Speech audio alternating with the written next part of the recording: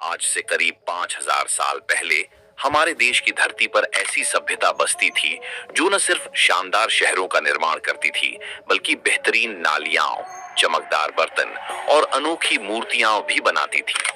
जी हाँ, मैं बात कर रहा हूँ हड़प्पा सभ्यता की। स्वागत है आपका हमारे शहर मोहेंजोदारो में। साल लगभग 2600 BCE है। आइए चलते हैं उस दौर में जहां से हमारी इतिहास की सबसे पुरानी और रहस्यमयी कहानी शुरू होती है। ये लगभग 2500 साल ईसा पूर्व ये सभ्यता दक्षिण एशिया के पश्चिमी हिस्से में फैली हुई थी, वो इलाका जो आज पाकिस्तान और पश्चिमी भारत कहलाता है। आपको जानकर हैरानी होगी कि सिंधु घाटी सभ्यता उस समय मिस्र, मेसोपोटामिया और चीन जैसी दुनिया की सबसे पुरानी सभ्यताओं से भी कहीं ज्यादा उन्नत थी। सन 1920 में जब भारतीय पुरातत्व विभाग ने यहाँ खुदाई करवाई तो हड़प्पा और मोहनजोदड़ो जैसे दो बड़े नगरों की खोज हुई।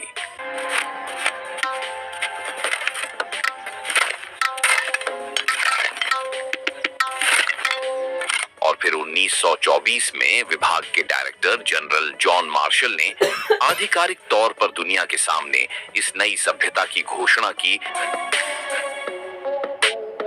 हड़प्पा सभ्यता अपनी बेहतरीन शहर बनाने की योजना के लिए जानी जाती थी।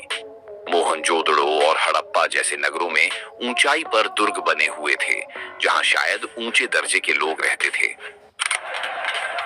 ये है हमारा मोहनजोदारो, पश्चिमी हिस्सा जिसे हम नगर दुर्ग कहते हैं, ऊंचे स्थान पर बना है।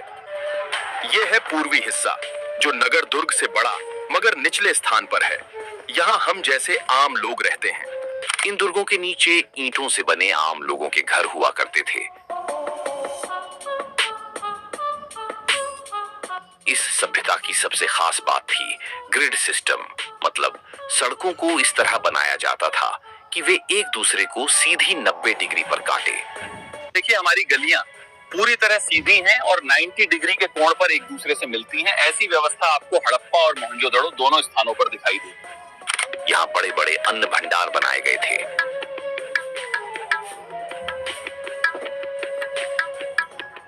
हड़प्पा सभ्यता वाले पक्की ईंटों का इस्तेमाल करते थे, जबकि उसी समय मिस्र में कच्ची ईंटों का प्रयोग होता था।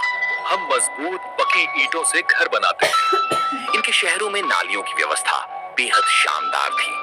हर छोटे बड़े घर में अपना नहाने का स्थान और आंगन होता था। कालीबंगा में ज्यादातर घरों में कुएं नहीं मिले। लोथल और धौलावीरा जैसे नगर मजबूत दीवारों से घिरे हुए और हिस्सों में बटे हुए थे। ये है हमारा महान स्नानागार, पक्की ईंटों और जलरोधी गारे से बना। हड़प्पा सभ्यता के लोग कांसे की चीजें ढालना जानते थे। तांबा राजस्थान की खेतड़ी की खदान से मिलता था और टिन शायद अफगानिस्तान से लाया जाता था। बुनाई के काम में इस्तेमाल होने वाले ठप्पे कई जगह मिले हैं। बड़े बड़े ईंटों के निर्माण से हमें पता चलता है कि वहां राजगीर और मिस्त्री वर्ग मौजूद था। ये देखो हमारी सील्स, स्टीटाइट से बनी, गेंडा बैल और पशुपति के चित्र। हड़प्पा वाले नाव, मनके और मोहरे भी बनाते थे। मिट्टी की मूर्तियां और चमकदार बर्तन बनाना उनकी खास पहचान थी।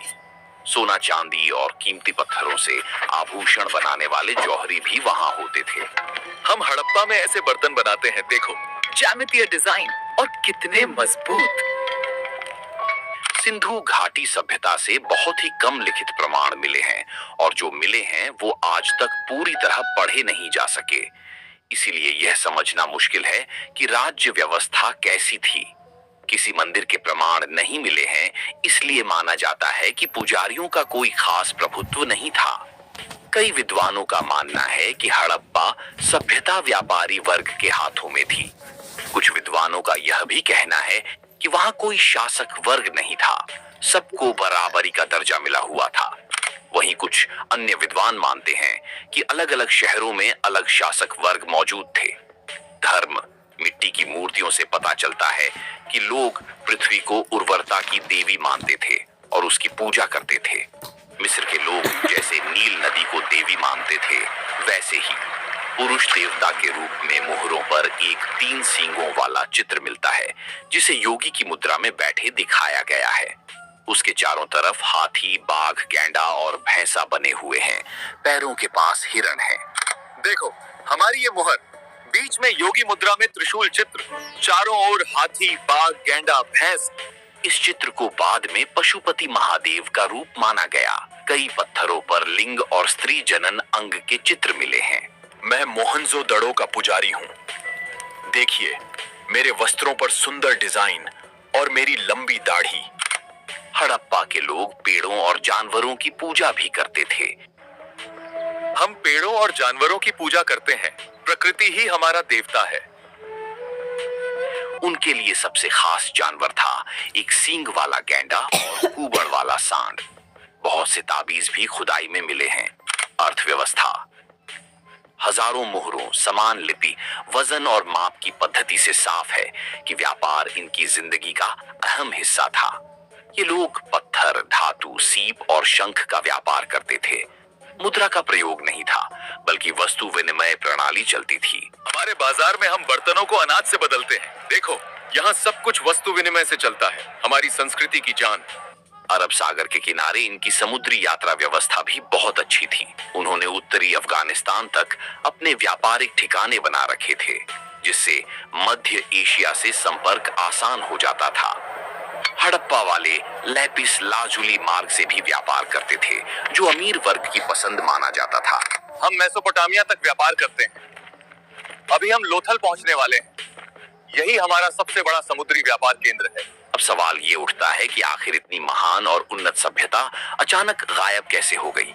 इतिहासकार मानते हैं कि लगभग 1800 ईसा पूर्व के आसपास सिंधु घाटी सभ्यता का पतन शुरू हो गया था, लेकिन इसके कारण आज भी पूरी तरह साफ नहीं है।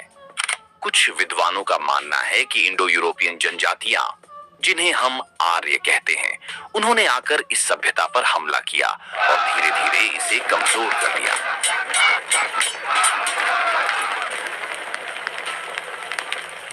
दूसरी ओर कई विशेषज्ञों का मानना है कि इसके पतन का असली कारण प्राकृतिक आपदाएं थीं।